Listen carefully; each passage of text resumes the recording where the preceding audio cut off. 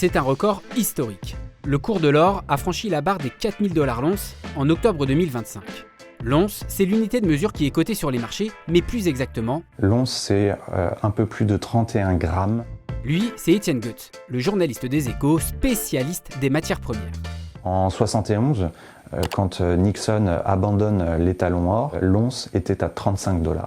I have directed Secretary Connally to suspend temporarily the convertibility of the dollar into gold or other reserve assets.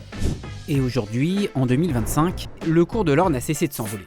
Et c'est pas forcément une bonne nouvelle, voici pourquoi. Si les investisseurs se ruent vers l'or, c'est parce qu'ils cherchent avant tout à se protéger des incertitudes économiques. La première raison, ce sont les tensions géopolitiques mondiales, avec la multiplication des conflits ou encore la guerre commerciale entre les États-Unis et la Chine. Mais alors, pourquoi l'or ? Eh bien, parce que ce métal, c'est ce qu'on appelle une valeur refuge. Une valeur refuge, c'est un actif qui permet de passer des moments difficiles, qui est stable et qui est décorrélé des autres marchés. Et quand on ne sait pas trop comment se positionner sur les marchés, généralement on se reporte vers quelque chose comme de la dette américaine, le dollar jusqu'à il y a peu, le yen, le franc suisse, c'était ça les valeurs refuges. Et parmi ces valeurs refuges, il y a l'or. Au-delà des tensions géopolitiques, des investisseurs se sont aussi dirigés vers l'or afin de se détourner du dollar, et notamment de la dette publique américaine libellée en dollars. Ce sont des obligations qu'on appelle les bons du trésor américain. Si des investisseurs s'en sont détournés, c'est par crainte d'une éventuelle baisse des taux de la Banque centrale américaine. Car quand les taux baissent, le rendement de la dette américaine diminue, et il diminue encore plus si l'inflation augmente. Le taux réel, c'est le rendement de l'emprunt moins l'inflation. Donc si l'emprunt délivre 2% et que l'inflation est à 3%, vous perdez 1%.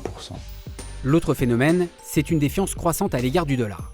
La première raison, c'est la volonté de Donald Trump de limoger le président de la Banque centrale américaine, la Fed. He's been the wrong guy. Not a bad person, I don't think, but he hasn't done the job. Et ce, alors qu'historiquement, la Banque centrale américaine est indépendante du pouvoir politique afin de garantir sa crédibilité auprès des marchés.